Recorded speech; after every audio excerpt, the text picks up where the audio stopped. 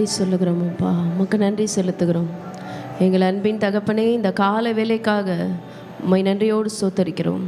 உம்முடைய சமூகத்தில் எங்கள் அனைவரையும் கூடி வரச் செய்து உம்முடைய வார்த்தைகளை கேட்க இந்த நாளை எங்களுக்கு ஆசீர்வதித்தமைக்காக உமக்கு நன்றி செலுத்துகிறோம். இந்த நாள் முழுவதும் எங்கள் தேவனாகிய கர்த்தர் எங்களோடு கூட நீங்கள் இருங்க, எங்களோடு கூட நீங்கள் இடைப்படுங்க, எங்களை பலப்படுத்துங்க, எங்களை உயிர்ப்பீங்க. இந்த வார்த்தைகள் உம்முடைய கரங்களில் ஒப்புக் கொடுக்குறோம். இந்த வார்த்தை நேரத்தை உம்முடைய கரங்களில் ஒப்புக் கொடுக்குறோம். தேவனாகிய கர்த்தர் எங்கள் ஒவ்வொருவரோடு கூட நீர் பேசுவீராக. இயேசுவின் ரத்தம் ஜெயம், இயேசுவின் நாமத்தில் பிதாவே, ஆமென்.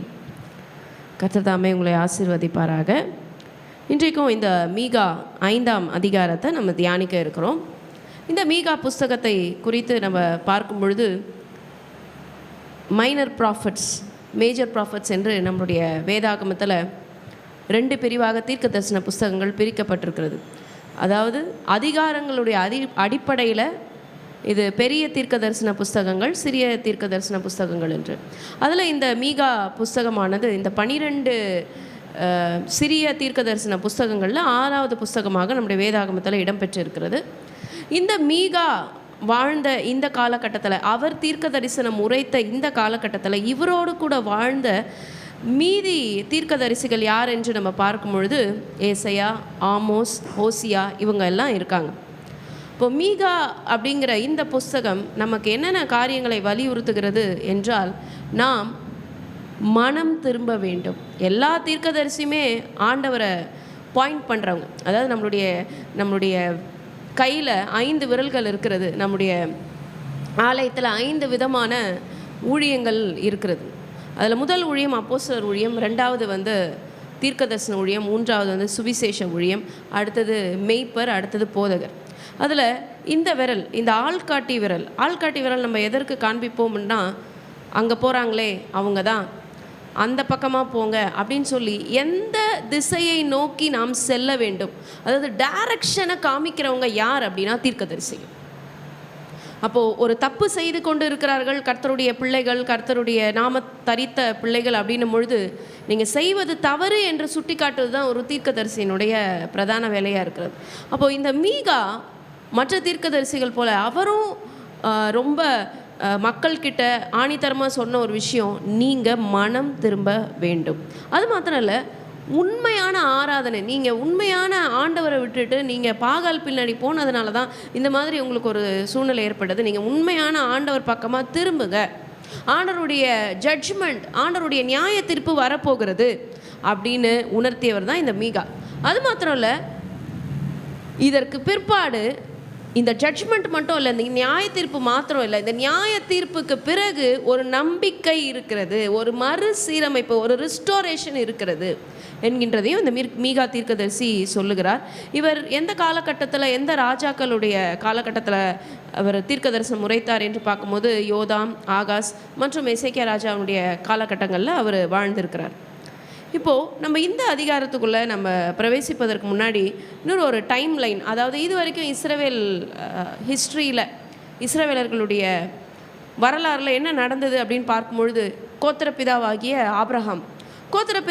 ஆபிரகாமை தேவன் ஊர் என்று சொல்லப்பட்ட அந்த தேசத்திலிருந்து கிளம்பும்படி அவர் சொன்னார். அவர் புறப்பட்டு போக சொன்னார். ஆண்டவர் அவரோடு கூட உடன்படிக்கை பண்ணார். அவர் அங்கேருந்து கிளம்பி போனார். அப்போது ஆண்டவர் அவரை வாக்குத்தத்தம் பண்ணப்பட்ட கானான் தேசத்தில் அவர் கொண்டு சென்றார். அதற்கு பிறகு அவங்க அங்கே பெருகிறாங்க. அவங்க 12 கோத்திரப்பிதாவாக மாறுறாங்க. அதற்கு பிறகு என்ன நடக்குது, அவர்கள் இஸ்ரவேல் மக்கள் எகிப்துக்கு அவங்க கடந்து போகிறாங்க, பஞ்சத்தில் கடந்து போகிறாங்க. அதற்கு பிறகு எகிப்தில் அவர்கள் அடிமையாக்கப்படுகிறார்கள். திரும்பி எகிப்தில் இருந்து ஆண்டவர் இடத்துல அவங்க நோக்கி கூப்பிடும்போது மோசே எனும் ரட்சகனை அனுப்பி அங்கேருந்து அவங்கள மறுபடியுமாக ஆண்டவர் அவங்களுடைய தேசத்துக்கு அவர் கொண்டு வருகிறார். அதற்கு பிற்பாடு அவங்க ஆண்டவருடைய ஆலயத்தை கட்டுறாங்க. மறுபடியும் அவங்க பாவம் செய்கிறாங்க. அதாவது இந்த பாவம் செய்தல் ஆண்டவர் இடத்துல போதல், பாவம் செய்தல் ஆண்டவர் இடத்துல போதல்ங்கிறது திரும்பி இது ரிப்பீட்டாகவே ஆகிட்டே இருக்குது. அதற்கு பிறகு என்ன நடக்குதுன்னா, இந்த அசீரியர்களால் அவங்க சிறைப்படுத்தப்படுறார்கள். அதற்கு பிறகு பாபிலோனியர்களால் சிறைப்படுத்தப்படுகிறார்கள். அப்போது மறுபடியும் ஆண்டவர் அவர்களை காப்பாற்றி அவர்களுடைய ஸ்தானத்தில் அவர்களை நிறுத்துகிறார்.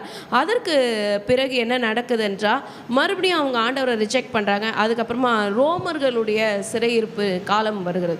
ஸோ இப்படியாகத்தான் போய்கொண்டு இருக்கிறது நம்முடைய இஸ்ரவேலுடைய வரலாறு. இப்போ இந்த அதிகாரத்தை நம்ம பார்க்கும் பொழுது, இந்த அதிகாரத்தை வாசிக்கும் பொழுதே நமக்கு ஒரு பெரிய நம்பிக்கை என்ன அப்படின்னா, மற்ற தீர்க்க தரிசன புஸ்தகங்களில், மற்ற வேதத்தில் உள்ள மீதி அதிகாரத்தில் சொல்லப்பட்ட ரொம்ப ரொம்ப ரொம்ப முக்கியமான ஒரு வசனம் இந்த அதிகாரத்தில் குறிப்பிடப்பட்டிருக்கிறது. என்ன என்று பார்க்கும் பொழுது, எப்ராத்தா எண்ணப்பட்ட பெத்லஹேமே, நீ யூதேயாவில் உள்ள ஆயிரங்களுக்குள்ளே சிறியதாய் இருந்தும் இஸ்ரவேலை ஆளப்போகிறவர் உன்னிடத்திலிருந்து புறப்பட்டு என்னிடத்தில் வருவார், அவருடைய புறப்படுதல் அனாதி நாட்களாகிய பூர்வத்தின் உடையது என்று சொல்லப்படுகிற நம்முடைய ஆண்டவராகிய இயேசு கிறிஸ்துவை குறித்து சொல்லப்படுகிறது. இந்த வேதத்தில் இருக்கிற அத்தனை புஸ்தகங்களுமே, 66 புஸ்தகங்களுமே யாரை பாயிண்ட் பண்ணுது, யாரை கை காமிக்குது அப்படின்னா ஜீசஸ் கிரைஸ்ட்டை மாத்திரம்தான். நம்மளுடைய புதிய ஏற்பாட்டில் பார்க்கும்பொழுது ஆண்டவருடைய ஊழியங்கள், ஆண்டவருடைய காரியங்கள் எல்லாம் சொல்லப்பட்டிருக்கிறது. ஆனால் அந்த புதிய ஏற்பாட்டின் புஸ்தகத்தை நம்ம படிக்கும் பொழுதே ஏசாயா தீர்க்கதரிசினால் உரைத்தது நிறைவேறுச்சு, தீர்க்கதரிசினால் உரைத்தது நிறைவேறிச்சு என்று சொல்லும்படியாகத்தான் எல்லாமே ஒன்றோடு ஒன்று இணைந்து உள்ளதாக காணப்படுகிறது. இப்போ இந்த அதிகாரத்துக்குள்ளே நம்ம பிரவேசிக்க போகிறோம். இப்போ இந்த யூதாவானது அசிரியர்களால் அது சிறைப்படுத்தப்படுகிறது. அவங்க ஆண்டவரை விட்டு அவங்க ஃபால்ஸ் காட்ஸ், அதாவது பாகால்கள், ஆண்டவர் அல்லாத மீதி தெய்வங்கள், அந்நிய தெய்வங்களை அவங்க நாடி போகிறாங்க. ஆண்டவரை விட்டுட்டு அவங்க போகிறாங்க. அவ்வளோதான், ஆண்டவர் அவர்களை அவங்களுடைய சத்துருடைய கைக்கு அவர்களை விற்று போட்டார், அவங்கள கொடுத்துட்டார். அவ்வளோதான், அவங்கள ஒப்பு கொடுத்துட்டார். அதற்கு பிறகு அவங்க ஃபேஸ் பண்ண காரியங்கள் அவமானம், நிந்த, தாழ்த்தப்படுதல், யாரோ அவர்களை அடிக்கிறாங்க. தேவஜனமே, நம்மளுடைய வாழ்க்கையில் தீர்மானம் எடுக்கிறதுக்கு நமக்கு முழு சுதந்திரத்தை ஆண்டவர் நம்ம கொடுத்துருக்கிறார். நமக்கு 6 அறிவு நமக்கு இருக்குது. எந்த உயிரினத்துக்கும் இல்லாத ஸ்பெஷல் கேரக்டர்ஸ் நமக்கு ஆண்டவர் கொடுத்துருக்கிறார். அதுதான் 6ஆம் அறிவு. நம்ம டிசைட் பண்ணலாம், நம்ம எந்த வழியில் போகலாம். தவறான வழியிலையும் நம்ம போகலாம், இல்லை நல்ல வழியிலையும் போகலாம். we are free to choose, but we are not free from the consequences. அதாவது ஒரு முடிவு எடுக்கிறதுக்கு நம்மளுக்கு முழு உரிமை இருக்குது. ஆனால் எடுத்த முடிவினுடைய விளைவுகளையும் நாம் சந்தித்தாக தான் வேண்டும். அவங்க என்ன முடிவு எடுத்தாங்க? ஆண்டவரை விட்டுட்டு நாங்கள் அந்த பக்கம் போகிறோம் அப்படின்னு முடிவு எடுத்தாங்க. ஆனால் அதனுடைய கான்செக்வன்சஸை, அதனுடைய விளைவுகளை அவர்கள் சந்திக்க நேர்ந்தது.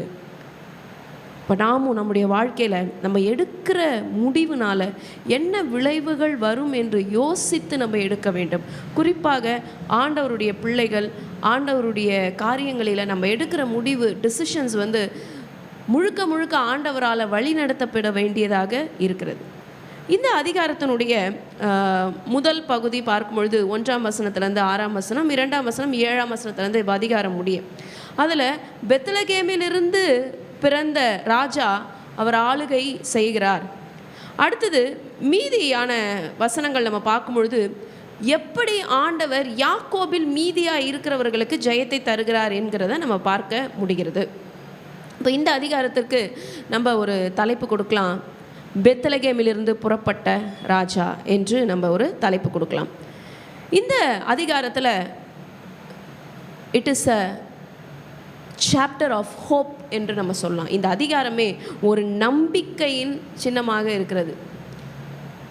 இவ்வளோதான் பிரச்சனை ஆச்சு, ஆனாலும் உன்கிட்ட இருந்து, உன்னோட பெத்லகேமில் இருந்து, யூதேயாவில் உள்ள ரொம்ப சின்ன பட்டணம், அதில் இருந்து இந்த இஸ்ரவேலையே ஆளப்போகிறவர் புறப்பட போகிறார் அப்படிங்கிற ஒரு பெரிய நம்பிக்கையின் நிச்சயம். நம்ம எல்லாருக்குமே ஃப்யூச்சர், அதாவது நம்மளுடைய வருங்காலத்தை குறித்து நமக்கு ஒரு பெரிய கவலை உண்டு. நம்மளுடைய பிள்ளைகளுடைய வருங்காலம், 5 வருஷம் கழிச்சு எப்படி இருப்போம், 10 வருஷம் கழிச்சு எப்படி இருப்போம் அப்படின்னு சொல்லிட்டு நம்ம எல்லாருக்குமே வருங்காலத்தை குறித்து ஒரு பெரிய ஒரு வருத்தம் இருக்கிறது, ஒரு அங்கலாய்ப்பு இருக்குது, ஒரு பயம் இருக்கிறது. ஆனால் இந்த வசனம், இந்த 2ஆம் வசனம் நமக்கு என்ன சொல்லுகிறது என்றால், இஸ்ரவேலை ஆளப்போகிறவர் உன்னிடத்திலிருந்து புறப்பட்டு என்னிடத்தில் அவர் வரப்போகிறார். அவருடைய புறப்படுதலானது, அவர் எப்போ புறப்பட்டார், அவர் எப்போ ஸ்டார்ட் பண்ணார் இந்த ஜேர்னியை? அவருக்கு ஆதியும் இல்லை, அவர் அந்தமும் இல்லை. அவர் ஆதியும் அந்தமுமானவர், அவர் முடிவில்லாதவர். He is beyond the time and space. அப்போ அந்த ஆண்டவர் அனாதி நாட்களாகிய பூர்வத்தினுடையவர் தான் அவர். அப்போ அந்த அளவுக்கு நம்முடைய ஆண்டவராகிய இயேசு கிறிஸ்துவை குறித்து இந்த அதிகாரத்தில் சொல்லப்பட்டிருக்கிறது. இப்பொழுதும் நம்ம ஒவ்வொரு வசனமாக நம்ம தியானித்து கர்த்தருடைய நாமத்தை நம்ம மகிமைப்படுத்தலாம். இதில் முதலாம் வசனம் சொல்லுகிறது, சேனைகளுடைய நகரமே இப்பொழுது தண்டு தண்டாக கூடிக்கொள், நமக்கு விரோதமாக முற்றுகை போடப்படும். இஸ்ரவேலுடைய நியாயாதிபதியை கோலினால் கன்னத்திலே அடிப்பார்கள். அதாவது இந்த ஜனம், ஆண்டவருடைய இந்த ஜனமானது சிறை பிடிக்கப்பட போகிறது என்கின்றதை அவர் அனௌன்ஸ் பண்ணுறார். யூ வில் பி ஹம்பிள்ட், நீ தாழ்த்தப்பட போகிறாய். நீ ஆண்டவருடைய நகரம்தான், ஆனால் இப்போ என்ன நடக்குது அப்படின்னா உன்னை ஆண்டவர் தாழ்த்த போகிறாரு. உனக்கு விரோதமாக முற்றுகை பண்ண போகிறாங்க. அதாவது இப்போ அசிரியர்கள் இந்த முற்றுகை பண்ண போகிறாங்க. ஆனால் 2ஆம் வசனமே இந்த இந்த ஒரு பெரிய இந்த முற்றுகை குறித்து, ஒரு பயத்தை குறித்து, ஒரு ஷாக்கிங் நியூஸை முதல் வசனத்தில் அவர் ஷேர் பண்ணுறாரு. உன்னுடைய நியாயாதிபதியை கூட என்ன பண்ணுவாங்கன்னா கோலினால் கன்னத்தில் அடிப்பார்கள். அதாவது உயரிய ஸ்தானத்தில் இருக்கிற அவர்கள் கூட தாழ்த்தப்படுவார்கள். நீ தாழ்த்தப்படுவாய் அப்படிங்கிறது தான் இந்த முதல் வசனத்தில் சொல்லப்படுகிறது. அப்போ தேவ பிள்ளைகள் கர்த்தருடைய வழியில் நம்ம இல்லை அப்படின்னா நம்மளுடைய கான்செக்வன்சஸை, நம்மளுடைய விளைவுகளை நாம் சந்திக்க நேரிடும். இந்த 2ஆம் வசனத்தில் எப்ராத்தா எண்ணப்பட்ட பெத்லகேமே என்ற வார்த்தை சொல்லுகிறது. நமக்கு பெத்லகேமை குறித்து நமக்கு தெரியும். பெத்லகேமை குறித்து நம்மளுடைய ஆண்டவருடைய சுவிசேஷ புஸ்தகங்களில் நிறைய இடங்களில் நம்ம பார்த்துருக்குறோம். பெத்லகேம்ங்கிறது நம்முடைய தாவீது ராஜா பிறந்த ஊர். அது மாத்திரம் இல்லை, நம்மளுடைய ஆண்டவராகிய இயேசு கிறிஸ்து அந்த ஊரில் பிறந்தார் அப்படின்னும் போது அந்த ஊருக்கு இன்னும் அதிகமான ஒரு சிறப்பு பெற்றதாக அது இருக்கிறது. அந்த பெத்லகேமை குறித்து அவங்க சொல்லுகிற காரியம், யூதேயாவில் உள்ள ஆயிரங்களுக்குள்ள அது ரொம்ப சின்ன ஒரு பட்டணமாக அது இருக்கிறது. ரொம்ப சிம்பிளான ஒரு இடத்துல இருந்து தான் ஆண்டவர் ஆகிய இயேசு கிறிஸ்து தோன்ற போகிறார், மெஸ்ஸியா தோன்ற போகிறார் அப்படிங்கிற ஒரு வாக்குத்தத்தத்தை இந்த வசனத்தில் குறிப்பிடப்பட்டிருக்கிறது. இப்பொழுதும் நம்ம ஒரு அதிகாரத்தை எடுத்துக்கொள்ள போகிறோம். மத்தேயு எழுதின சுவிசேஷ புஸ்தகம் 2ஆம் அதிகாரம் 5-6 வசனங்களை நம்ம எடுத்துக்கொள்ளும் பொழுது, அதற்கு அவர்கள் யூதேயாவில் உள்ள பெத்லகேமிலே பிறப்பார். இங்கேயும் சொல்லியிருக்காங்க பாருங்க, யூதேயாவில் உள்ள பெத்லகேமிலே பிறப்பார். அது என்னவென்றால் யூதேயா தேசத்தில் உள்ள பெத்லகேமே, யூதாவின் பிரபுக்களில் நீ சிறியதல்ல, என் ஜனமாகிய இஸ்ரவேலை ஆளும் பிரபு உன்னிடத்திலிருந்து புறப்படுவார் என்று தீர்க்க தரிசினால் எழுதப்பட்டிருக்கிறது என்றார்கள். இங்கு குறிப்பிடப்பட்டிருக்கிற இந்த தீர்க்கதரிசி மீகா தீர்க்கதரிசி மத்தேயுவில் சொல்லப்பட்டிருக்கிறது. அப்போ நம்முடைய வேதாகமத்தில் உள்ள எல்லா வசனங்களுமே ஒன்றோடு ஒன்று பின்னப்பட்டிருக்கிறது, ஒன்றோடு ஒன்று கனெக்ட் ஆகியிருக்கிறது. எதுவுமே தனித்தனியாக நிற்காது. இந்த பெத்லகேம் குறித்து நம்ம பார்க்கும் பொழுது நமக்கு தெரியும், பெத்லகேம் என்றாலே அப்பத்தின் வீடு, நானே அப்பம், ஜீவ அப்பம் நானே என்று ஆண்டவராகிய இயேசு கிறிஸ்து சொல்லியிருக்கிறார். அது மாத்திரம் இல்லை, இந்த எப்ராத்தா என்று சொல்லப்படுகிற இந்த வார்த்தையினுடைய அர்த்தத்தை நம்ம குறித்து பார்க்கும் பொழுது, அதாவது கனி கொடுக்கிற ஒரு அனுபவம், ஃப்ரூட்ஃபுல்னஸ், அதுதான் இந்த எப்ராத்தா அப்படிங்கிற இந்த வார்த்தையினுடைய அர்த்தமாக இருக்கிறது. அது மாத்திரம் இல்லை, அபண்டன்ஸ், அதாவது நிறைவை குறிக்கிறது தான் இந்த எப்ராத்தா எனப்பட்ட இந்த வார்த்தை. அப்போது இது வரைக்கும் அந்த பெத்லகேம் எப்படியாக மற்றவர்கள் பார்த்தார்களோ, இது வரைக்கும் அந்த பெத்லகேமை யாருமே ஒரு பொருட்டாகவே நினச்சிருக்க மாட்டாங்க.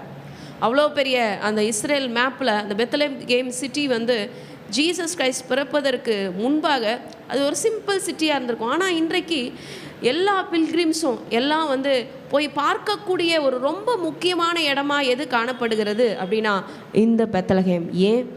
அங்கேருந்து தான் மெஸ்ஸியா பிறந்தார்.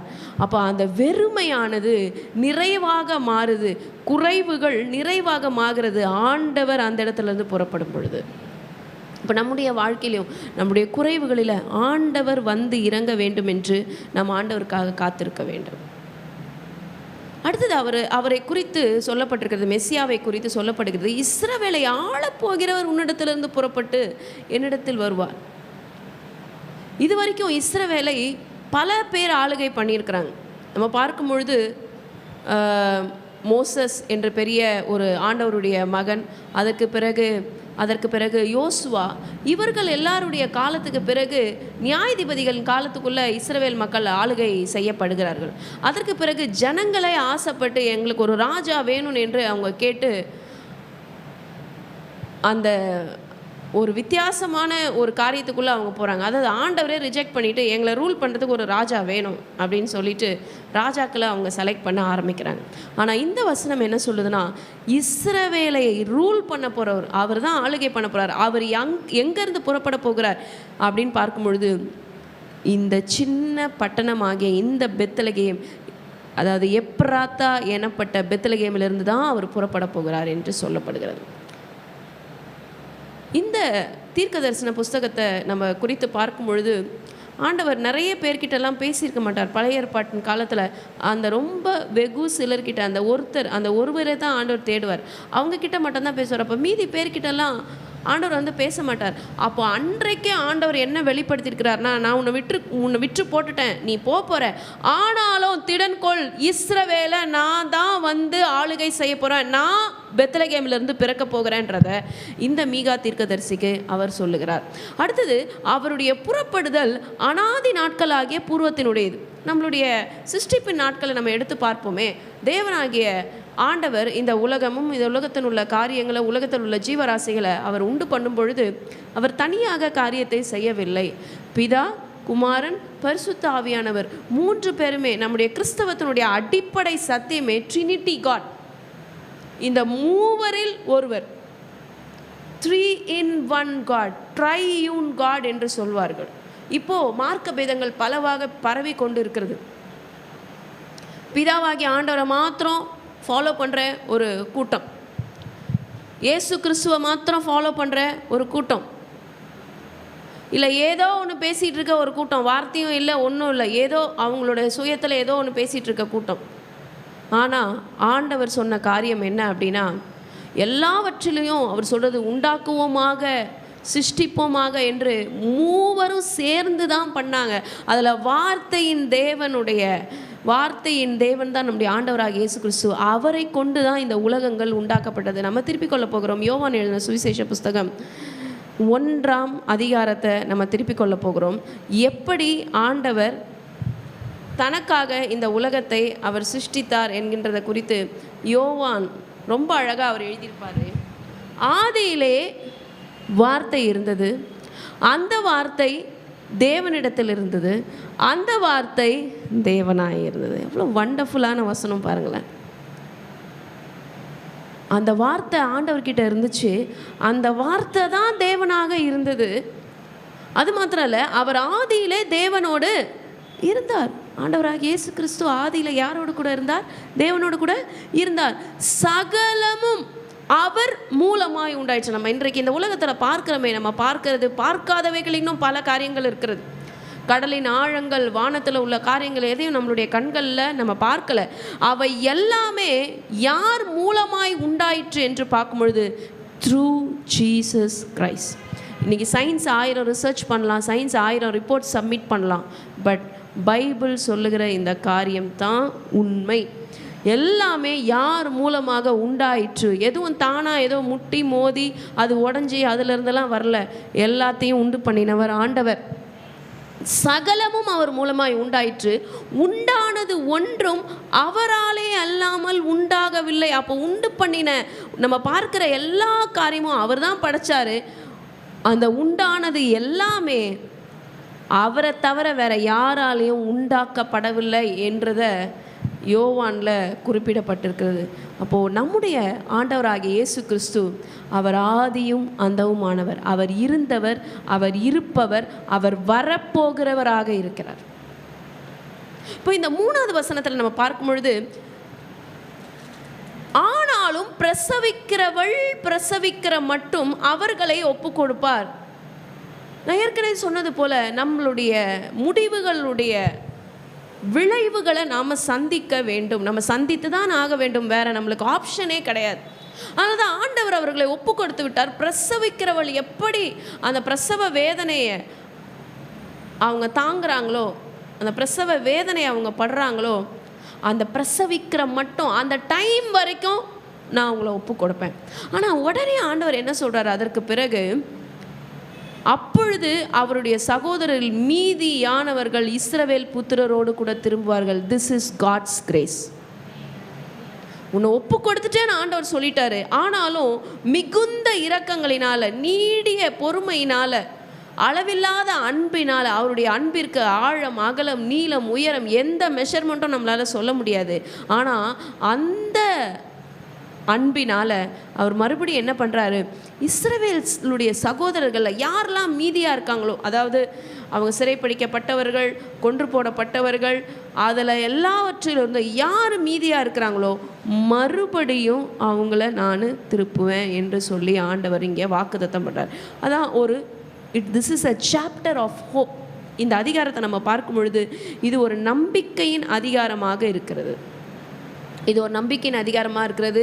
ஒரு தீர்க்க தரிசனத்தின் அதிகாரமாக இந்த அதிகாரம் நமக்கு காணப்படுகிறது.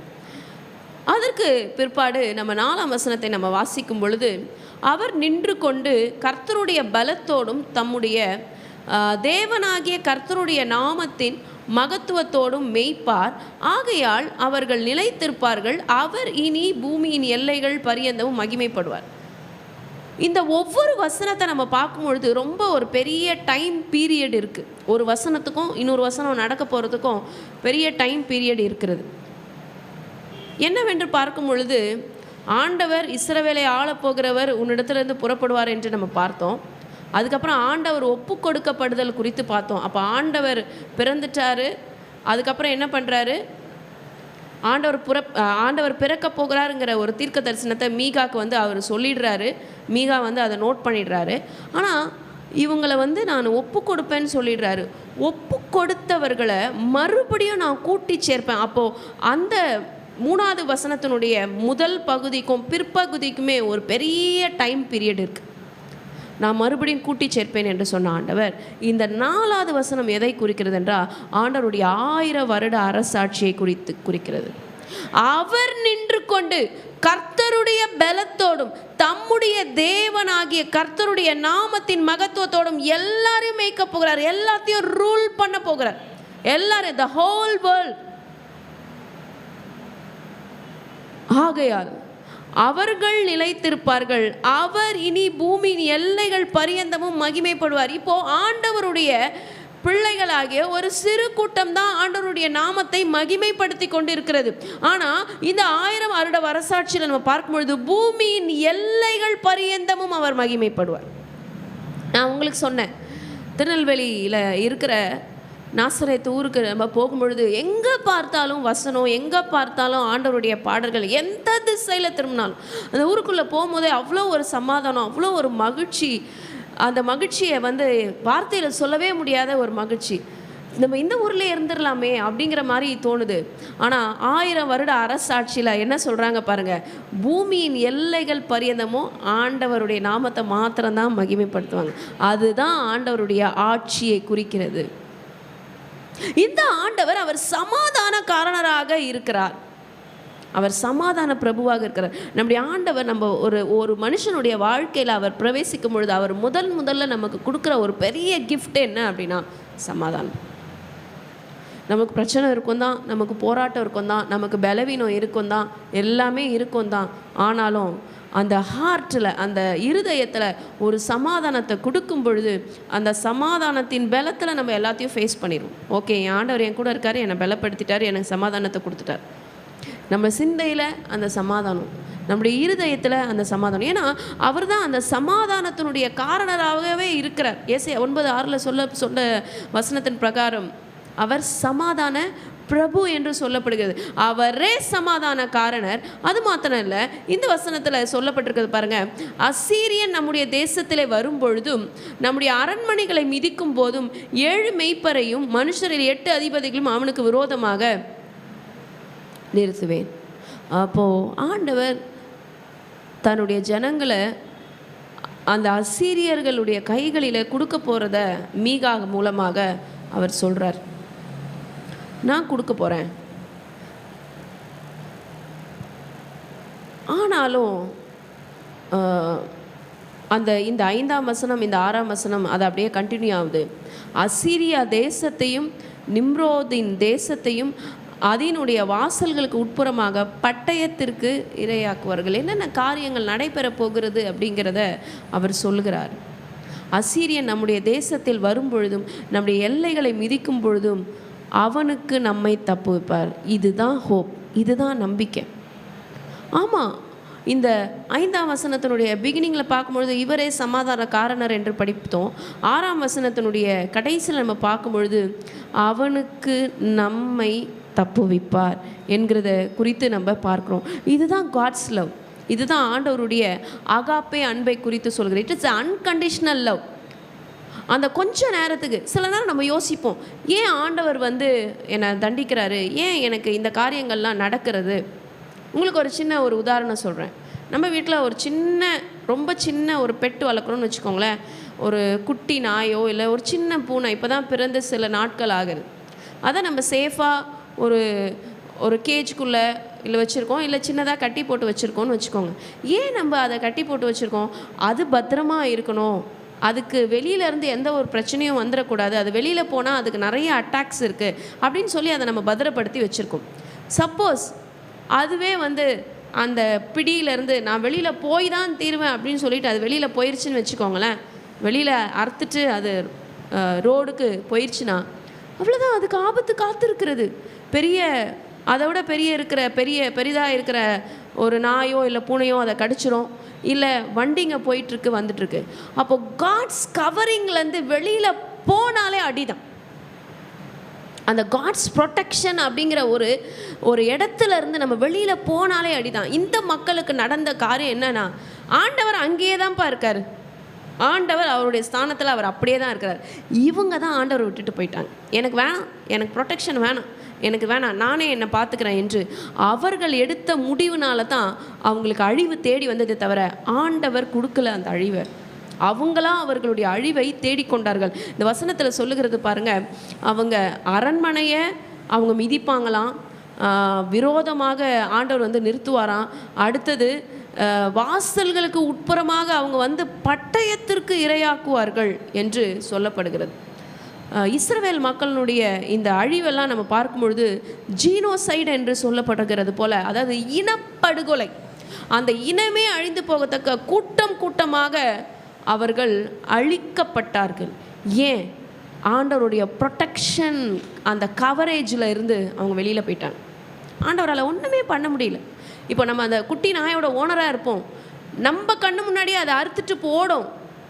ஏதாவது ஒரு துஷ்ட மிருகமோ ஏதோ அது பண்ணும்போது நம்மளாலே ஒன்றுமே பண்ண முடியாது, நம்ம கண்ணு முன்னாடியே அது நடக்கும். அப்படி தான் ஆண்டவரும் எந்த விஷயத்துலையுமே ஹெல்ப் பண்ண முடியாத ஒரு நிலைமையில தான் அந்த இடத்துல இருந்துட்டார். ஆனாலும் 6ஆம் வசனத்தினுடைய கடைசி பகுதியில் சொல்கிறது போல் அவர் தப்புவிப்பேன்னு சொல்லிட்டார். அப்படி தான் இந்த இஸ்ரவேல் மக்களை அந்த எல்லைகளை அந்த அசிரியர்கள் மிதிக்கும் பொழுதும் அவங்க டேக் ஓவர் பண்ணி அவங்க சிறைப்பிடித்த போதும் ஆண்டவர் அவர்களை தப்புவிப்பேன்னு சொல்லி அவர் சொல்கிறாரு. நம்முடைய வாழ்க்கையிலையும் நம்ம ஆண்டவர் விட்டு தூரமாக போனாலும் சரி, அவருடைய அந்த கவரேஜை விட்டு நம்ம தூரமாக போனாலும் சரி, நான் மறுபடியும் திரும்பி வந்துடுறேன் ஆண்டவரே, நான் மறுபடியும் உங்கள் பிள்ளையாக மாறிடுறேன், என்னை மறுபடியும் உங்கள் பிள்ளையாக ஏற்றுக்கோங்க அப்படின்னு சொல்லிட்டு நம்ம அந்த ரிப்பெண்ட் பண்ணும்போது, நம்ம மனம் திரும்பும்போது அவர் முடிவில்லாத இரக்கத்தினால் நம்ம சேர்த்து பிடிப்பார். அதுக்கு மேலே ஆண்டவர் நம்மளை தண்டிக்கவே மாட்டார். நிச்சயமாக தண்டிக்க மாட்டார், நிச்சயமாக தண்டிக்க மாட்டார். மனுஷங்க மாறுவாங்க, ஆனால் ஆண்டவர் மாறவே மாட்டார். அந்த ஒரே ஒரு சின்ன மனம் திரும்புதலை தான் அவர் எதிர்பார்க்கிறார். தன் பாவங்களை மறைக்கிறவன் வாழ்வடைய மாட்டான், அவைகளை அறிக்கை செய்து விட்டு விடுகிறவனோ இரக்கம் பெறுவான், எப்பேற்பட்டவனாக இருந்தாலும் சரி. அப்போ இந்த இஸ்ரவேல் மக்களுடைய கூக்குரல் ஆண்டவருடைய சமூகத்தில் எட்டிற்று. எகிப்தில் அவங்க இருக்கும்பொழுது அவங்க ஆண்டவருடைய கூக்குரலை எட்டினதுனால தான் ஆண்டவர் அனுப்பிச்சார். அதே போல் தான் நியாயாதிபதிகள் காலத்துலேயும் அவங்க கூக்குரல் இட்டாங்க, ஆண்டவர் ஒரு ரட்சகனை அனுப்பிச்சார். திரும்பி அவங்க பாவம் செஞ்சாங்க, திரும்பி அவங்கள ஆண்டவர் ஒப்பு கொடுத்தாரு, திரும்பி ஒரு நியாயாதிபதி.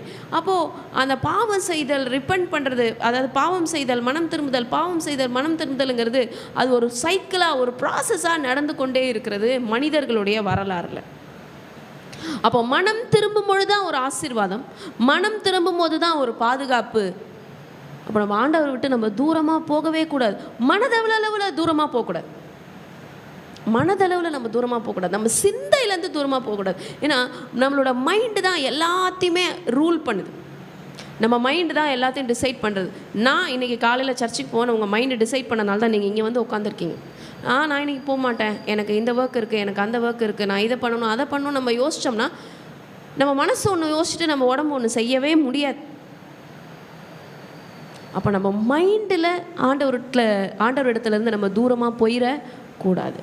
இப்போ அடுத்த பகுதி நம்ம பார்க்கும் பொழுது, ஆண்டவர் யாக்கோபில் மீதியானவர்களை எப்படி அவர் காப்பாற்றி அவர்களுக்கு எப்படி வெற்றியை தருகிறாருங்கிறத குறித்து தான் இங்கே எழுதப்பட்டு இருக்கிறது. அதில் சொல்லப்பட்டிருக்கிற வசனம் பாருங்கள், 7ஆம் வசனம் நான் வாசிக்கிறேன்.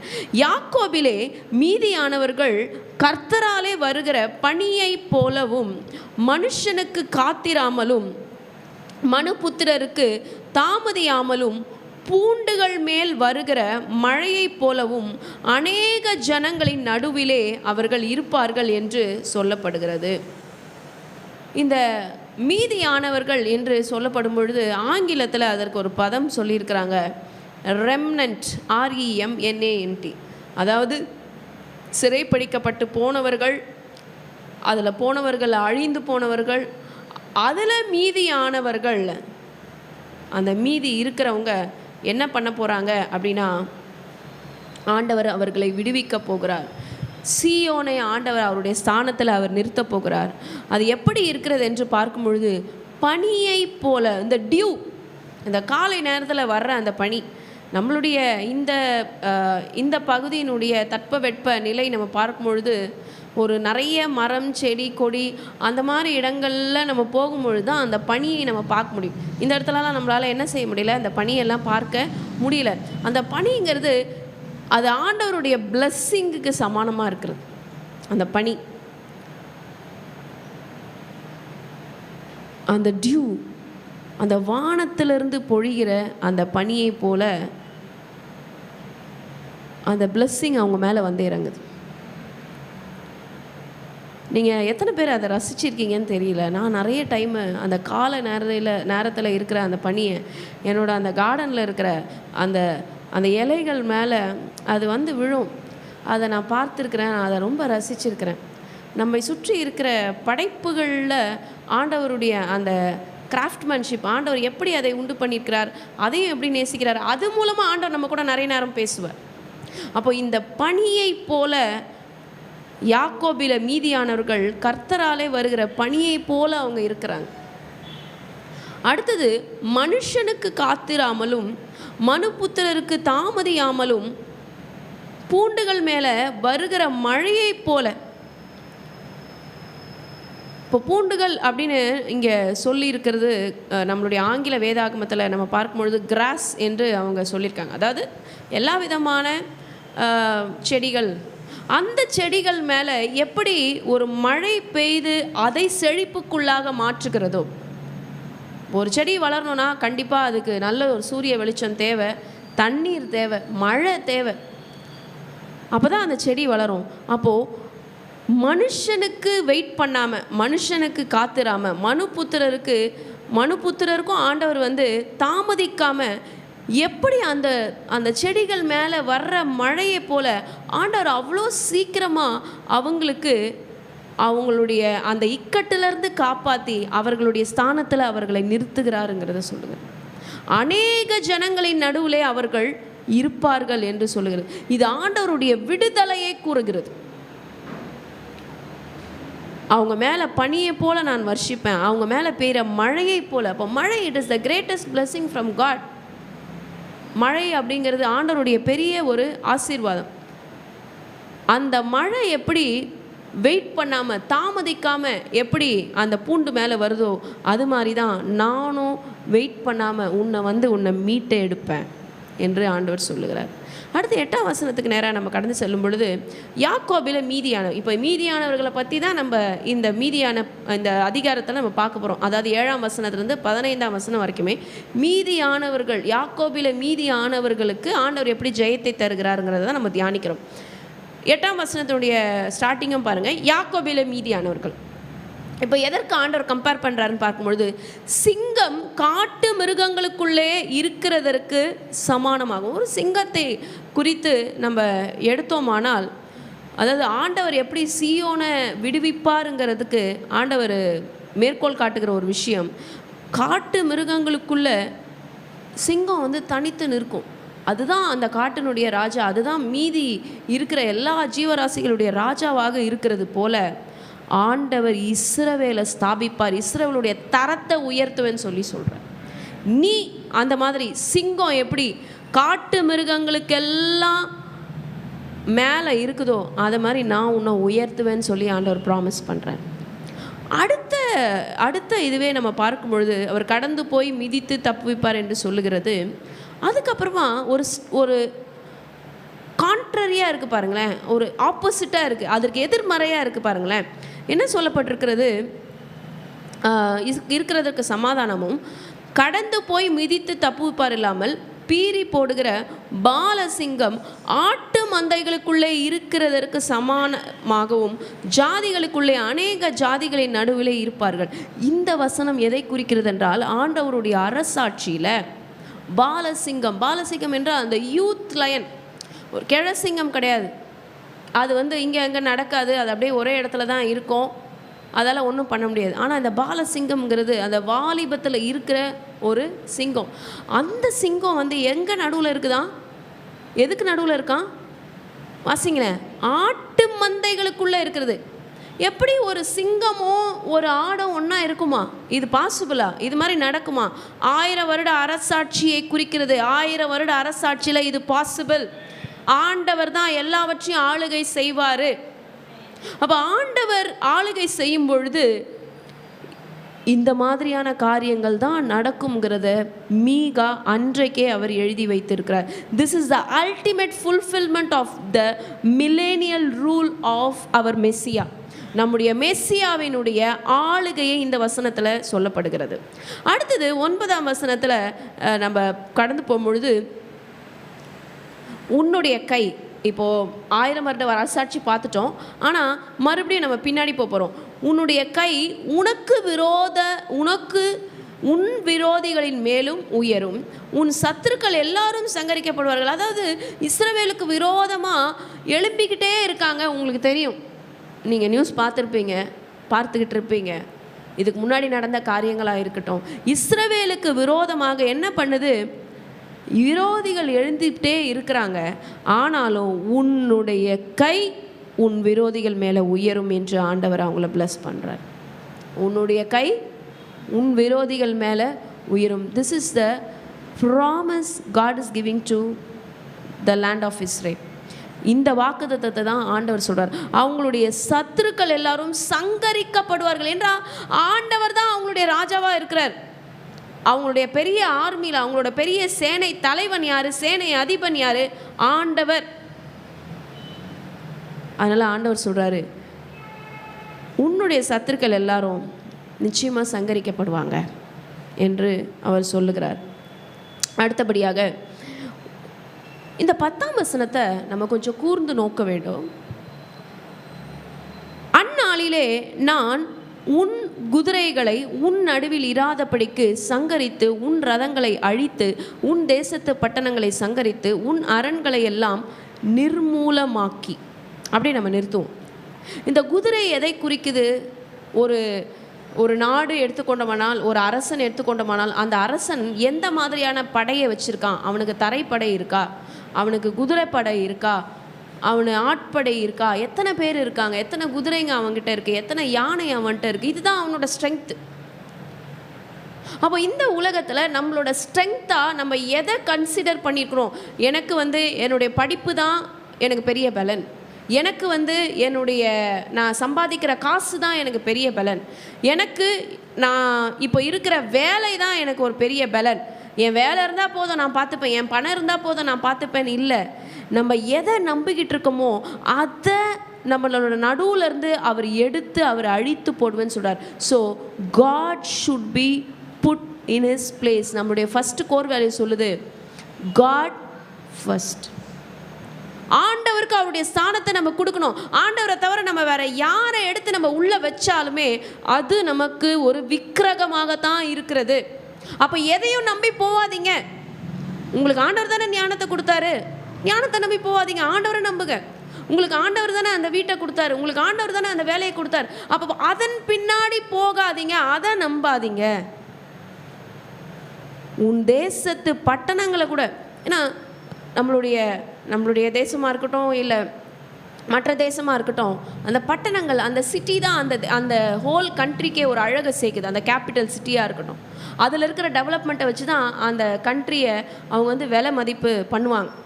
அப்போ அந்த பட்டணங்களை நான் சங்கரிப்பேன், உன்னுடைய அரண்களை எல்லாம் நான் நிர்மூலமாக்குவேன். ஏன் ஆண்டவர் சொல்கிறாரு? அந்த வெஞ்சியன்ஸ் ஆண்டவருக்குள்ளே இருக்குது, அந்த வைராக்கியம் ஆண்டவருக்குள்ளே இருக்குது. நீ என்னை தவிர வேறு எதையும் நம்பாதப்பா, நீ என்னை மட்டும் நம்பு. உன் படிப்பை நம்பாத, உன்னோட திறனை நம்பாத, உன் பலனை நம்பாத, உன் பணத்தை நம்பாத, உன் வேலையை நம்பாத, நீ என்ன நம்புன்றார் ஆண்டவர். அப்போ ஆண்டவரை தவிர வேறு எதையுமே நம்மளுடைய வாழ்க்கையில் நம்ம பிரதானமாக வைத்து, நம்ம ஃபேமிலி கூட இருக்கலாம், நம்ம ஃபேமிலி சார்ந்த வேலைகள் கூட இருக்கலாம். அப்போ எதையுமே நம்ம பிரதானமாக வைக்கக்கூடாது ஆண்டவரை தவிர. அதற்காக தான் ஆண்டவர் இந்த காரியங்களை இந்த இடத்துல சொல்லுகிறார். 12ஆம் வசனம் சொல்லுகிறது, சூனிய வித்தைகள் உன் கையில் இராதபடிக்கு அகற்றுவேன். அதாவது ஆண்டவர் அவருடைய ஸ்தானத்தை அவர் நிறுவுகிறார். அவரை தவிர வேற எதுக்குமே அந்த காலகட்டத்தில் இடமே கிடையாது. நாள் பார்க்கிறவர்கள் உன்னிடத்தில் இல்லாமற் போவார்கள். நாள் பார்க்கிறதுங்கிறது ஆண்டவருக்கு விரோதமான, ரொம்ப ரொம்ப விரோதமான ஒரு செயல். பல இடங்களில் கிறிஸ்தவர்கள் கூட நாள் பார்க்குறாங்க. இந்த நாள், இந்த டைமு, இதில் தான் இதை செய்யணும், அதை பண்ணணுன்றது. No, it is an abomination to God. அது ஆண்டவர் அருவருக்கிற ஒரு காரியமாக இருக்கிறது. அதை மாதிரி நம்ம செய்யக்கூடாது. ஆண்டவர் எல்லா நேரத்தையும் எல்லா நாளையும் அவர் ஆசீர்வதித்து கொடுத்துக்கிறார். நீங்கள் ப்ரே பண்ணால் அந்த நேரம் உங்களுக்கு பிளெஸ்ஸிங்காக மாறும், நீங்கள் ப்ரே பண்ணால் அந்த நாள் உங்களுக்கு பிளெஸ்ஸிங்காக மாறும். அப்போ ஒரு குறிப்பிட்ட நாள் நேரம் அப்படின்னு சொல்லி யாரையோக்கிட்டேயோ உங்கள் கையை காமிச்சு யார்கிட்டேயோ நீங்கள் போய் குறி கேட்டு நம்ம உக்காந்தோம்னா ஆண்டவரை நம்ம ரொம்ப கீழே கொண்டு வந்துடுறோம். ஆண்டவருக்கு நம்ம அவமானத்தை தேடித்தரும். அதனால் இந்த காரியங்கள்லாம் செய்யாதபடிக்கு நம்ம எச்சரிக்கையாக இருக்க வேண்டும். அதற்கு பிறகு ஆண்டவர் சொல்கிற காரியங்கள், உன் சுரூபங்களையும் உன் சிலைகளையும். ஏன் உன் சுரூபங்கள் சொல்கிறாரு? ஏன்னா கொஞ்ச நாள் அவங்க என்ன பண்ணிட்டாங்க, ஆண்டவர் விட்டு தூரமாக போயிட்டாங்க. அவங்களுக்குள்ளவே சுரூபம் இருந்தது, அவங்களுக்குள்ளவே சிலைகள் இருந்தது.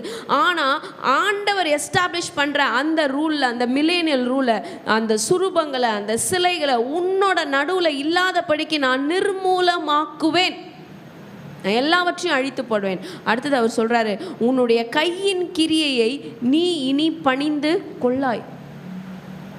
ஆண்டவர் நமக்கு 10 கட்டளைகளை சொல்லியிருக்கிறார்ல. வானத்தின் கீழே பூமிக்கு மேலே எந்த விக்கிரகத்தையும் பண்ணாத. Don't worship any image, just worship me. என்ன மாத்திரம்தான் நீ வணங்கணும்னு சொல்லி ஆண்டவர் சொல்லியிருக்கார். அப்போ இந்த இடத்துல உன்னோட கையினோட கிரியையெல்லாம் நீ பணிந்து கொள்ளாத என்று ஆண்டவர் சொல்லுகிறார். அடுத்தது, விக்கிரக தோப்புகளை உன்னுடைய நடுவிலிருந்து இராதபடிக்கு நான் பிடுங்கி போடுவேன். உன் பட்டணங்கள், மறுபடியும் பட்டணங்கள் பற்றி வருது பாருங்களேன்.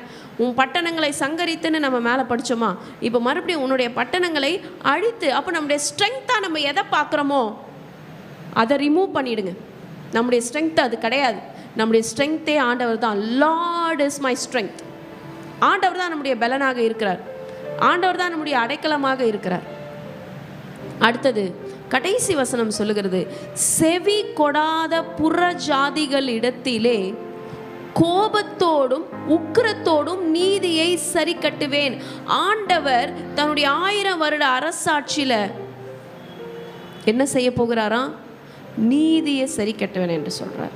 அவர்தான் நீதி உள்ள நியாயாதிபதியாக இருக்கிறார். நம்முடைய உலகெங்கும் நம்ம இப்போ சுற்றி பார்க்கும் பொழுது நீதி அப்படிங்கிறது நிலைநாட்டப்படவில்லை நீதி என்கிறது நிலைநாட்டப்படவில்லை, நியாயம்ங்கிறது நிலைநாட்டப்படவில்லை பல இடங்களில். ஆனால் ஆண்டவர் சொல்கிறார், என்னுடைய அரசாட்சியில் செவி கொடாத புறஜாதிகள் இடத்திலேயும் அவங்களாம் மறுபடியும் திரும்பி வருவாங்க. நேற்றைக்கு நம்ம பார்த்தோமே, ஆண்டவருடைய ஆலயமானது பர்வதத்தில் உயர்த்தப்படும். பர்வதத்தினுடைய கொடுமுடியில் அந்த ஒரு வசனத்தை மாத்திரம் நம்ம வாசித்து நம்ம முடித்து விடுவோம். 4ஆம் அதிகாரத்தினுடைய 1st verse சொல்லுது, கடைசி நாட்களில் கர்த்தருடைய ஆலயம் ஆகிய பர்வதம் பர்வதங்களின் கொடுமுடியில் ஸ்தாபிக்கப்பட்டு மலைகளுக்கு நேராக உயர்த்தப்பட்டிருக்கிறோம், எல்லா ஜாதிகளும் அதனிடத்திற்கு ஓடி வருவார்கள் என்று ஆண்டவருடைய வசனம் சொல்லுகிறது. எல்லா ஜாதிகள், எல்லா புற ஜாதிகளும் மறுபடியும் ஆண்டவர்கிட்ட வருவாங்க. 1000 வருட அரசாட்சியில் இந்த பூமியின் எல்லைகள் அனைத்தும் அவருடைய நாமத்தை மாத்திரம்தான் மகிமைப்படுத்தும். அவர் மாத்திரம்தான் ராஜா, அவர் மாத்திரம்தான் நம்மை ஆளுகை செய்ய போகிறவர். இந்த ஆளுகை செய்ய போகிறவருக்கு நாம் நம்மை ஒப்பு கொடுக்க போகிறோம். அப்படியே எழுந்து ஆண்டவருடைய சமூகத்தை நம்ம ஒப்பு கொடுக்கலாம். நாம் எடுத்த டிசிஷன்ஸ், நாம் எடுத்த முடிவுகள் ஒருவேளை நம்மை ஆண்டவர் இடத்துல இருந்து ரொம்ப தூரம் நம்மளை கொண்டு போயிருக்கா? பல பின் விளைவுகளை நம்ம சந்திச்சிட்டோமா? பல கான்சிக்வன்சஸை நம்ம ஃபேஸ் பண்ணிட்டோமா? இன்னைக்கு திரும்பலாம். Let's return to our God. Let's return to our God.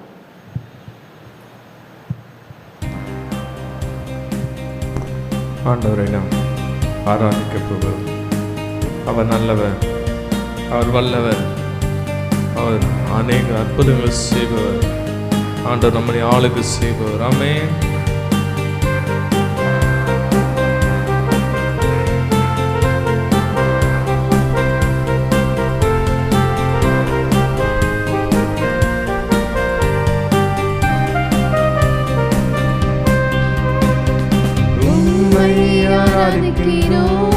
இயேசுவே உம்மை ஆராதிக்கிறோம், உம்மை ஆராதிக்கிறோம்.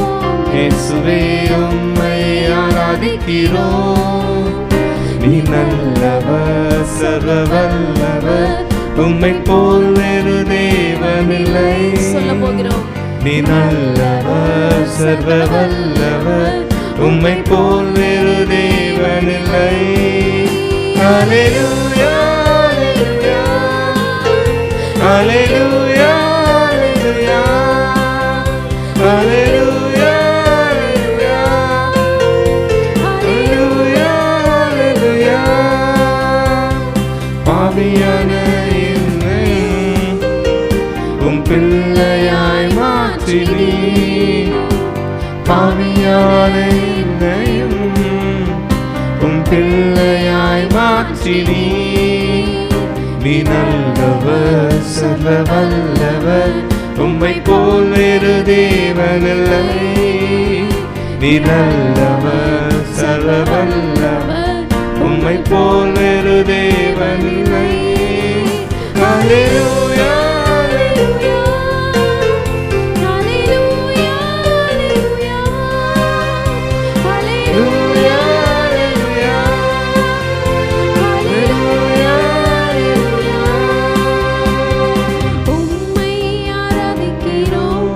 இயேசுவே உம்மை ஆராதிக்கிறோம், உம்மை ஆராதிக்கிறோம். இயேசுவே உம்மை ஆராதிக்கிறோம். நீ நல்லவர், சர்வ வல்லவர், உம்மை போல் வேறு தேவனில்லை. நீ நல்லவர், சர்வ வல்லவர், உம்மை போல் வேறு தேவனில்லை. ஹல்லேலூயா,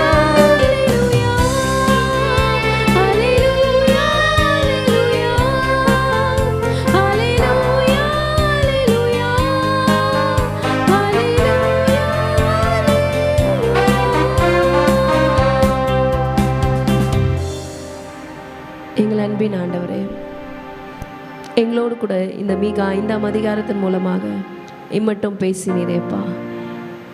இந்த வேளையில் எங்களோடு கூட நீங்கள் இடைப்படுங்க, எங்கள் ஒவ்வொருவரையும் நீங்கள் தொடுங்க, என்னுடைய ஆத்துமாவை நீங்கள் உயிர்ப்பீங்கப்பா. உங்களுடைய கரங்களில் இந்த நேரத்தை ஒப்பு கொடுக்குறோம், இயேசுவின் நாமத்தில் பிதாவே, ஆமென். மீகா 5ஆம் அதிகாரம் 2ஆம் வசனம் சொல்லுகிறது, எப்ராத்தா என்னப்பட்ட பெத்லஹேமே, நீ யூதேயாவில் உள்ள ஆயிரங்களுக்குள்ளே சிறியதாக இருந்தும் இஸ்ரவேலை ஆளப்போகிறவர் உன்னிடத்திலிருந்து புறப்பட்டு என்னிடத்தில் வருவார், அவருடைய புறப்படுதல் அனாதி நாட்களாகிய பூர்வத்தினுடையது என்று சொல்லப்பட்டிருக்கிறது. முதல் வசனத்தில் அவர்கள் சிறைப்பிடிக்கப்பட போகிறார்கள் என்று துவங்கின மீகா, அடுத்த வசனத்திலேயே இந்த வசனத்தில் a symbol of hope, நம்பிக்கையை இந்த வசனத்தில் அவர் சொல்லியிருக்கிறார். இன்றைக்கு நீ சிறைப்பிடிக்க போற, ஆனா உன்னை ஆள போகிறவர் எங்கிருந்து புறப்பட போகிறார் என்றால் எப்ராத்தா என்னப்பட்ட பெத்லகேம். அந்த பெத்லகேம் சிறிய பட்டணமாக இருந்தாலும் அந்த சிறிய பட்டணத்தில் இருந்து அவர் புறப்பட போகிறார். இந்த மீகாவுடைய காலகட்டத்தில், இந்த சிறைப்பிடிக்கப்பட்ட இந்த காலகட்டத்தில் அவர்கள் மெஸ்ஸியாவை அவங்க பார்க்கல.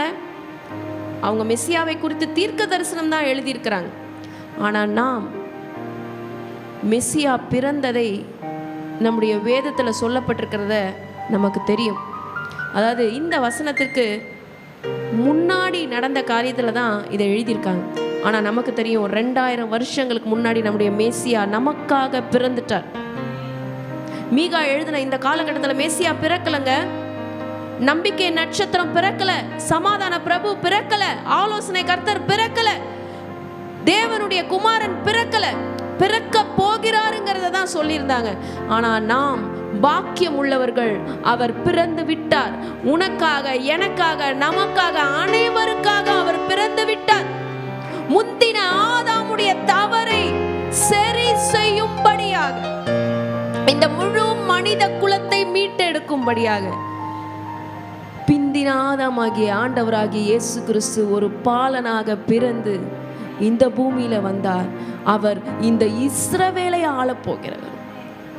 இந்த நேரத்தில் நம்ம என்ன செய்ய போறோம்? Let's return to Messiah. நம்முடைய மனதளவில் நம்முடைய மெஸ்ஸியா கிட்ட இருந்து நம்ம தூரமா போயிருக்கோமா? நம்ம சிந்தை அளவில் நம்ம தூரமா போயிருக்கிறோமா? இல்லை ஆண்டவர் மேலேயே விரக்தியா இருக்கோமா? ஆண்டவர் மேலேயே நம்ம கோபித்து கொண்டு இருக்கிறோமா?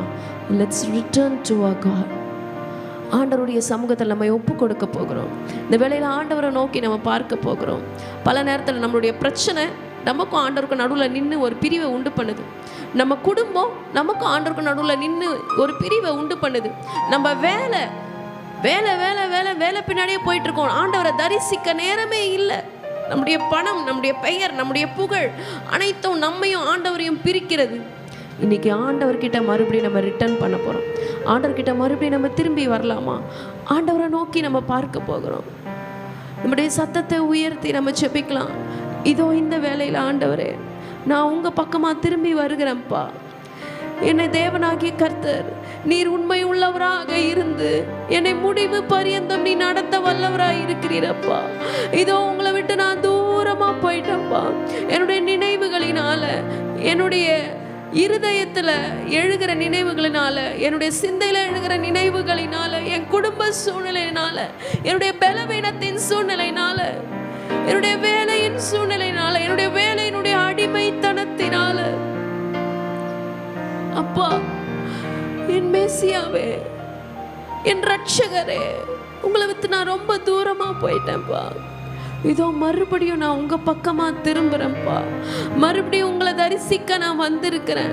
ஆண்டவரே, மறுபடியும் என்ன சேர்த்து கொள்ளுங்கப்பா. எப்படி இஸ்ரவேல் மக்களை அவங்களுடைய ஸ்தானத்துல நீங்க நிறுத்துனீங்களோ, என்னை மறுபடியும் அவங்களுடைய ஸ்தானத்துல நீங்க நிறுத்துங்கப்பா. ஆதியில இருந்த அன்பை நான் விட்டுட்டேன்ப்பா. இன்றைக்கு இதோ உங்களுடைய சமூகத்துல நான் மறுபடியும் ஓடி வரேன்ப்பா. என்னை சேர்த்து கொள்ளுங்கப்பா. இருதயத்திலிருந்து ஆண்டவரை நோக்கி பார்க்கலாமா? இப்ப நீங்க செய்கிற இந்த மனம் திரும்புதல், இந்த மனம் திரும்புதலின் ஜெபம் உங்களுடைய வாழ்க்கையில பல அதிசயங்களை, பல அற்புதங்களை, பல காரியங்களை செய்ய போகிறது.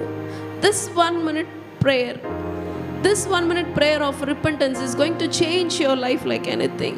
Let's return to God's feet. Let's return to God's presence. What else do we need in this world? நம்மளுக்கு என்ன பெரிய ஸ்லாக்கியம் இருக்குது? ஆண்டவருடைய சமூகம், அவருடைய பாதத்தை தவிர நமக்கு என்ன பெரிய ஸ்லாக்கியம் இந்த வாழ்க்கையில் வேண்டி இருக்கு? இந்த இம்மையில் நம்ம என்ன காரியங்களை அவருக்காக செய்கிறோமோ அதுதான் நம்மள மறுமையில் கொண்டு போய் சேர்க்க போகிறது. இந்த இம்மையில், இந்த உலகத்தில் நம்ம எப்படி அவர் கூட இருக்கோம், நம்ம அவருக்காக என்ன செய்கிறோமோ அதுதான் நம்மளை கொண்டு செல்ல போகிறது. பரவாயில்ல, பிரச்சனை வந்தால் பரவாயில்ல, போராட்டம் வந்தால் பரவாயில்ல, நான் உங்களை விட்டு தூரமாக போக மாட்டேன்ப்பா. இந்த மீகா தீர்க்கதரிசி ஆணித்தரமா இன்சிஸ்ட் பண்ணி சொல்ற ஒரு காரியம், மனம் திரும்புங்க. Return back to God. மனம் திரும்புங்க, ரிப்பென்ட். ஆண்டவர் பக்கமா திரும்புங்க, ஆண்டவர் பக்கமா திரும்புங்க. உங்களை அழைத்தவர் உண்மை உள்ளவர், உங்களை நடத்துவார். அவர் நிச்சயம் உங்களை கைவிட மாட்டார். அவர் நிச்சயம் உங்களை கைவிட மாட்டார். ஒரு நாளும் ஒரு போதும் உன்னை கைவிட மாட்டார். உன் வேலை உன்னை கைவிட்டுரும், உன் சரீரம் உன் பலன் உன்னை கைவிட்டுடும், உன் பணம் உன்னை கைவிட்டுரும், உன் அழகு உன்னை கைவிட்டுரும், உன் திறமை உன்னை கைவிட்டுரும். உன்னை அழைத்தவர் உண்மை உள்ளவராக இருந்து உன்னை முடிவு பரியந்தம் நடத்த வல்லவராய் இருக்கிறார்.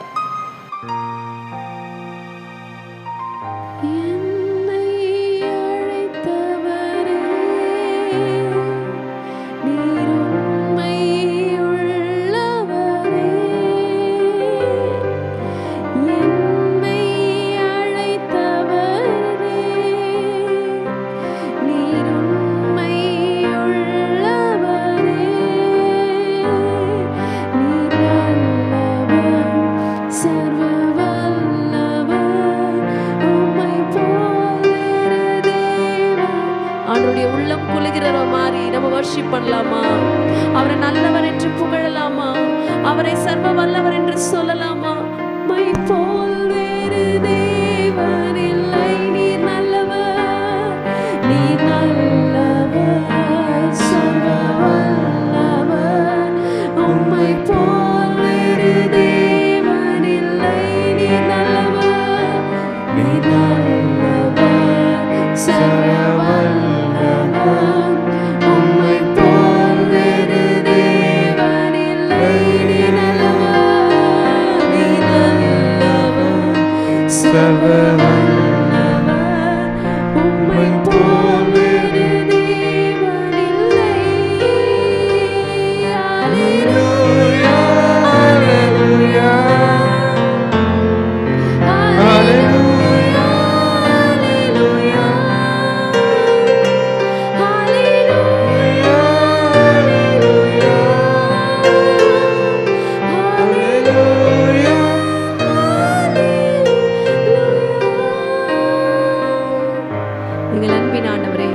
இதோ இன்றைக்கு உம் பக்கமாக திரும்பின எங்கள் சிந்தை, உம் பக்கமாக திரும்பிய எங்கள் இருதயம், உம் பக்கமாக திரும்பிய எங்கள் வாழ்க்கை அப்பா உம்மோடு கூட நிலைத்திருக்க தேவனாகிய கர்த்தர் உம்முடைய கிருபைகளை பொழிந்தருளுவீராக. ஆண்டவரே, உங்களை நாங்க ஃபாலோ பண்றோம்ப்பா. எங்களுக்கு அதற்கேற்ற தைரியத்தை கொடுங்கப்பா. நாங்க போல்டா உமக்காக நிக்கணும். எத்தனை ரத்த சாட்சிகள் உமக்காக நின்றார்களோ அது போல நாங்களும் உமக்காக வைராக்கியமாக, பக்தி வைராக்கியமாக, நேச வைராக்கியமாக உமக்காக வாழ, எங்கள் மெஸ்ஸியா வருகிற வரைக்கும் வாழ தேவனாகிய கர்த்தர் நீங்க உதவி செய்யுங்கப்பா. என்னுடைய வாழ்க்கை, எங்களுடைய எதிர்காலமே நீங்க தான்ப்பா. எங்க வாழ்க்கையே நீங்க தான், எங்க எதிர்காலமே நீங்க மாத்திரம் தான்ப்பா. என் பிள்ளைங்களோட வாழ்க்கையும் நீங்க தான், என் பிள்ளைங்களுடைய எதிர்காலமும் நீங்க தான், என் தலைமுறைகளுடைய எதிர்காலம் எங்க மெஸ்ஸியா மாத்திரம் தான். வேற எதுவுமே எங்களுக்கு இல்லப்பா. நீங்களே எங்களை பொறுப்பெடுத்து நடத்துங்கப்பா. உமக்கு நன்றி செலுத்துகிறோம் இயேசுவின் நாமத்தில் பிதாவே, ஆமென். இப்பொழுதும் உலகெங்கும் நடந்து கொண்டிருக்கிற காரியம் நமக்கு தெரியும். இஸ்ரவேலுக்கு விரோதமாக காரியங்கள் எழும்பி கொண்டிருக்கிறது நமக்கு தெரியும். நம்முடைய ஆலயம் இந்த திசையில் இருக்கிறது, நம்முடைய இஸ்ரவேல் தேசம் இந்த திசையில் இருக்கிறது. இஸ்ரவேல் தேசத்துக்காக நம்ம ஜெபிக்க போகிறோம். ஆண்டவருடைய வசனம் சொல்லுகிறது, இஸ்ரவேலை ஆசீர்வதிப்பதே கர்த்தருக்கு பிரியம் என்று. நம்ம நிறைய நியூஸ் பார்த்துருப்போம். இஸ்ரவேலுக்காக ஒரு நிமிஷம் நம்ம ஜெபிக்கலாமா? ஆண்டவரே, அவருடைய சத்துருக்களை நின்று அவர்களை விடுவீங்கப்பா. எங்கள் தேவனாகிய கர்த்தர், நீர் சேனை அதிபனாக நின்று அவர்களுக்கு வெற்றியை கட்டளையிடுங்கப்பா. ஆண்டவரே, இஸ்ரவேலருக்காக நாங்கள் திறப்பின் வாசலில் நிற்கிறோம்ப்பா. தேவனாகிய கர்த்தர் அவர்களுடைய எல்லா சத்துருக்களில் நின்றும் அவர்களை விடுவித்து அவர்களுக்கு ஜெயத்தை கட்டளையிடுவீரார். சேனை அதிபன் நீங்க முன் செல்லுங்கப்பா. தடைகளை நீக்கி போடுகிறவர் முன் செல்லுங்கப்பா. அவர்களுக்கு ஞானத்தை கொடுங்க, பலனை கொடுங்க, சத்துவத்தை கட்டளையிடுங்க தகப்பனே. ஆண்டவரே, அது மாத்திரல்ல, நீங்க தான் மேசியா என்கிறத அவர்களுடைய கண்கள் காண, அவருடைய செவிகள் கேட்க, அவருடைய வாழ்க்கையில் அவர்கள் உணர தேவனாகிய கர்த்தர் உதவி செய்யுங்கப்பா. இன்னும் பல மெசியானிக் ஜூஸ் ஆண்டவரே, அவர்கள் பல யூதர்கள் உம்மை ஏற்றுக்கொள்ள வேண்டும் அப்பா. ஒரு சில யூதர்கள் மாத்திரம் மெசியானிக் ஜூஸா இருக்காங்க, ஒரு சில யூதர்கள் மாத்திரம் ஆண்டவரை ஏற்றுக்கொண்டிருக்கிறாங்க. அந்த நிலை இல்லாம அனைவரும் உம்மை ஏற்றுக்கொள்ளத்தக்கதாக குருடாக்கப்பட்டிருக்கிற கண்களை திறப்பீராக, செவிடாக்கப்பட்டிருக்கிற செவிகளை திறப்பீராக. ஆண்டவரே, அந்த இருதயத்தின் நுனித்தோலை நீக்கி போட்டு எங்கள் தேவனாகிய கர்த்தர் நீர் அவருடைய இருதயங்களை ஆளுகை செய்வீராக. கரங்களில இஸ்ரவேலர்களை ஒப்புக் கொடுக்கிறோம். தேவனாகிய கர்த்தர் எங்களுடைய ஜெபத்தை கேட்டு நிச்சயமாகவே பதில் தருவீர் என்று நாங்கள் விசுவாசிக்கிறோம். உள்ளத்தின் ஆழத்திலிருந்து உமக்கு நன்றி செலுத்துகிறோம். இயேசுவின் ரத்தம் ஜெயம், இயேசுவின் நாமத்தில் பிதாவே, ஆமென், ஆமென். May the good God bless you and shalom. Have a blessed day. கடைசி ஆசீர்வாதத்துக்கு நேராக கைகளை விரித்துக்கொள்ளும். ஈவரக்கா அடோனாய் வயீஷ்மரக்கா யா ஏர் அடோனாய் பனவ் அல்லக்கா விஹுனக்கா ஈஷா அடோனாய் பனவ் அல்லக்கா வயசம் லக்கா ஷாலோம் வயசம் லக்கா ஷாலோம். கர்த்தர் உன்னை ஆசீர்வதித்து காக்க கடவர். கர்த்தர் தன் முகத்தின் மேல் பிரகாசிக்க பண்ணி உன்மேல் கிருபையா இருக்க கடவர். கர்த்தர் தன் முகத்தை உன்மேல் பிரசன்னமாக்கி உனக்கு சமாதானம் கட்டளையிட கடவர். ஹல்லேலூயா, ஹல்லேலூயா, ஹல்லேலூயா.